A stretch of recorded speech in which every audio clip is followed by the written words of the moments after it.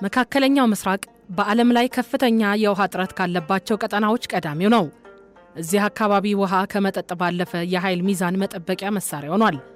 በኤፍራጥስና ጤግሮስ ምክንያት በቱርክ ሶሪያና ኢራቅ መካከል ያለው ልዩነት አሁንም አልረገበም።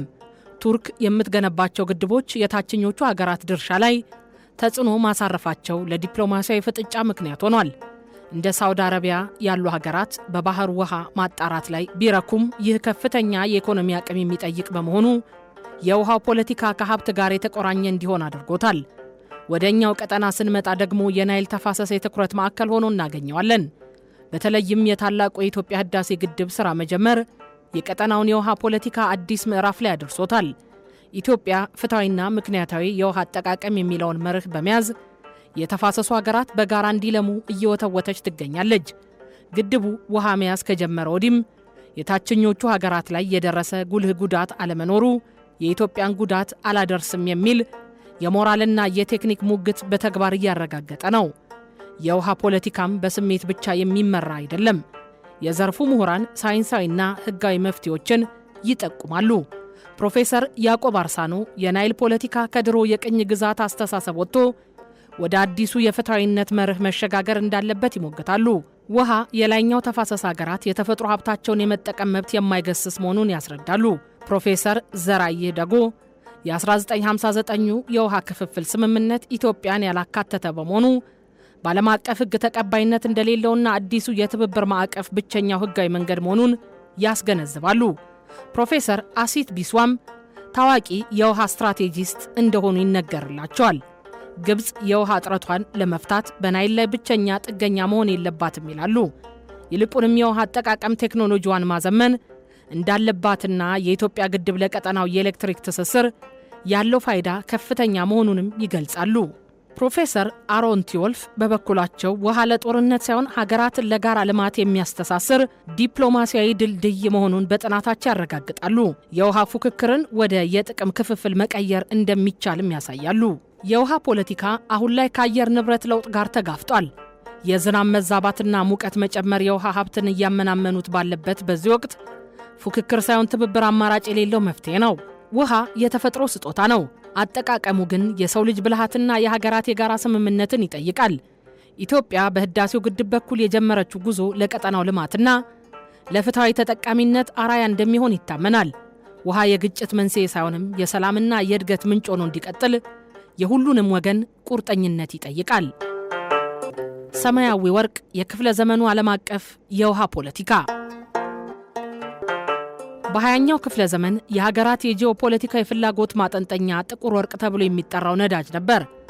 በአሁኑ በ21ኛው ክፍለ ዘመን ግን ትኩረቱ ወደ ሰማያዊው ሀብት ወይም ወደ ውሃ ዞሯል። ውሃ ለሰው ልጅ ሕልውና ምትክ የሌለው ሀብት በመሆኑ አጠቃቀሙና አስተዳደሩ የሀገራትን ዲፕሎማሲያዊ ግንኙነት እየቀረጸ ይገኛል።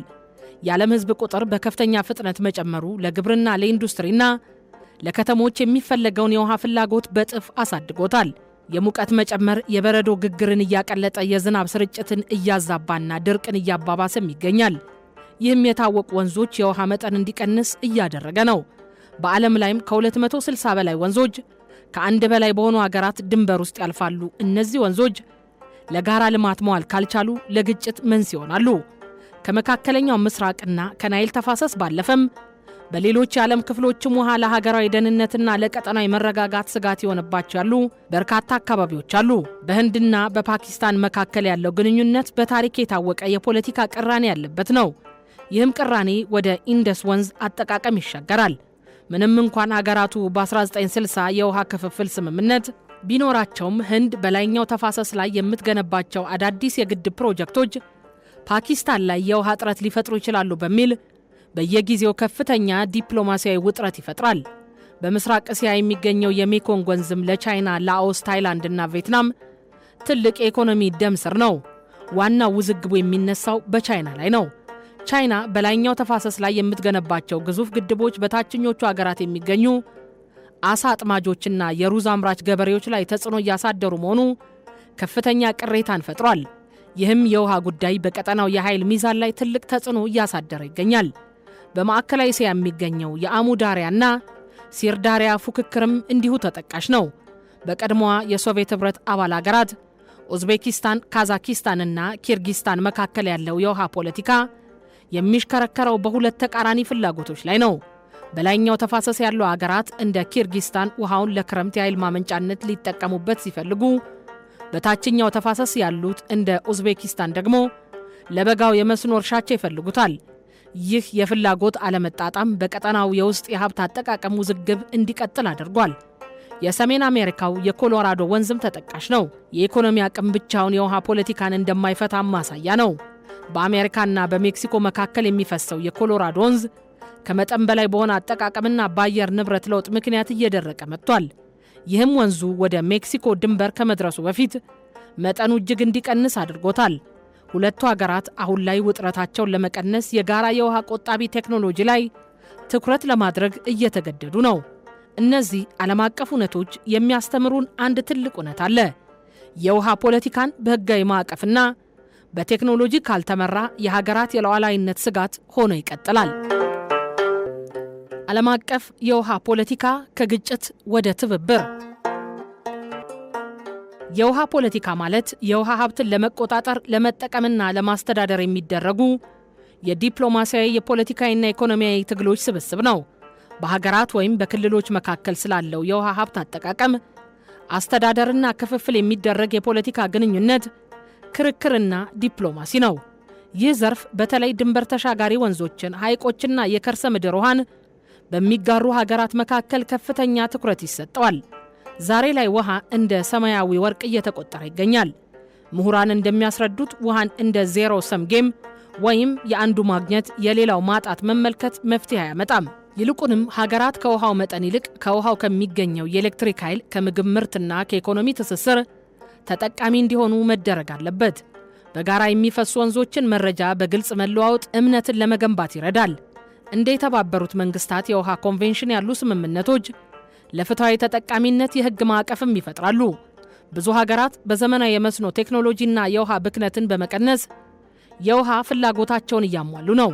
እንደ ሲንጋፖርና እስራኤል ያሉ ሀገራት የቆሻሻ ውሃን በማጣራት ለኢንዱስትሪና ለመስኖ በመጠቀም የውሃ ነፃነታቸውን ያረጋግጣሉ። ውሃ የግጭት መንስኤ ሊሆን የሚችለውም በፖለቲካዊ ፍላጎት ብቻ ሲታጠር ነው።